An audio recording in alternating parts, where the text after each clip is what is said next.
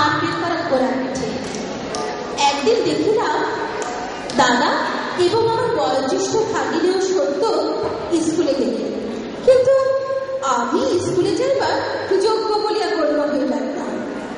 আমার কান্নার জোরে ওরিয়েন্টাল সেমিনারিতে অকালে ভর্তি হইলাম। সেখানে কি শিক্ষা লাভ করিলাম মনে নাই, কিন্তু একটা শাসন প্রণালীর কথা মনে আছে। পড়া বলিতে না পারিলে ছেলেকে বেঞ্চে দাঁড় করাইয়া তাহার দুই প্রসারিত হাতের উপর ক্লাসের অনেকগুলি স্লেট একত্র করিয়া চাপাইয়া দেওয়া হইত। এরূপে ধারণা শক্তির অভ্যাস বাহির হইতে অন্তরে সঞ্চারিত হইতে পারে কিনা তাহা মনস্তত্ত্ববিদ্যিতে আলোচ্য।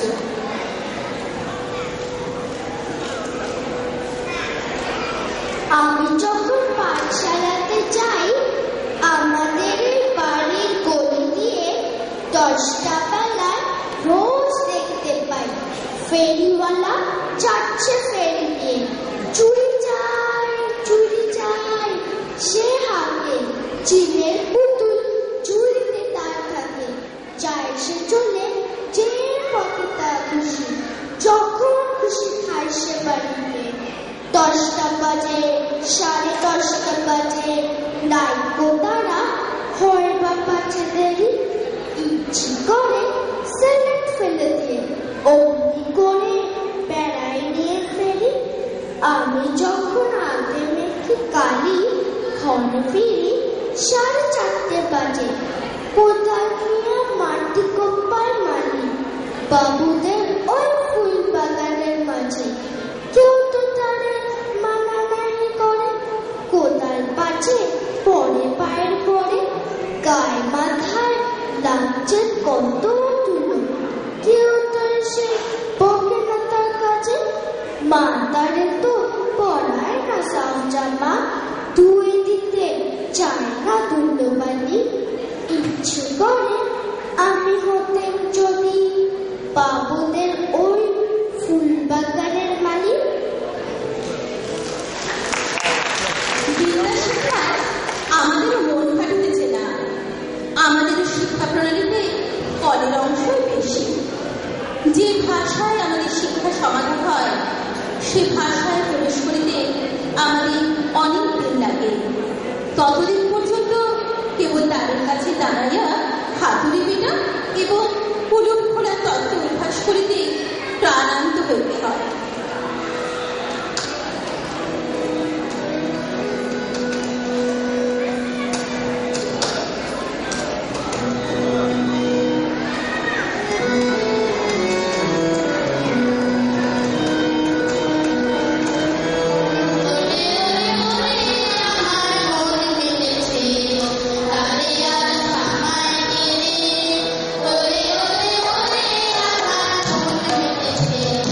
Hare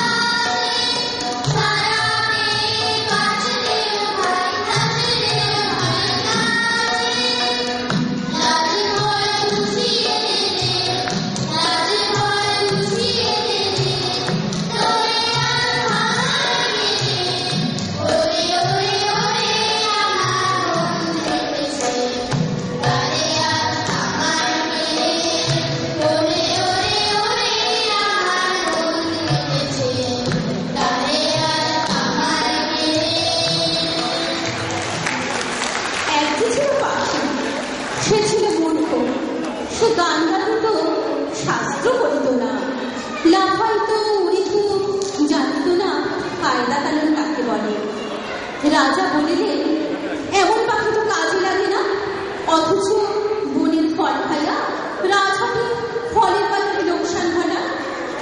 মন্ত্রীকে ডাকিয়া বলিলেন, পাখিটাকে শিক্ষা দাও। রাজার ভাগিনার উপর ভার করিল পাখিটাকে শিক্ষা দেওয়ার। শিক্ষার ভয়ঙ্কর তেজে পাখিটা দিনে দিনে আত্মরা হয়ে আসিল। তবু স্বভাব দোষে সকালবেলার আলোর দিকে পাখি যায়, আর অন্যান্য ভাবে পাখা ছটপট করে।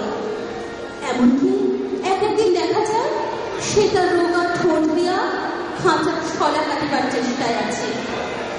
কোতোয়াল বলিল, এ কি বেয়াদবি? তখন শিক্ষা মহলে হাতল হাতলি আগুন লইয়া কামান আসিয়া হাজির।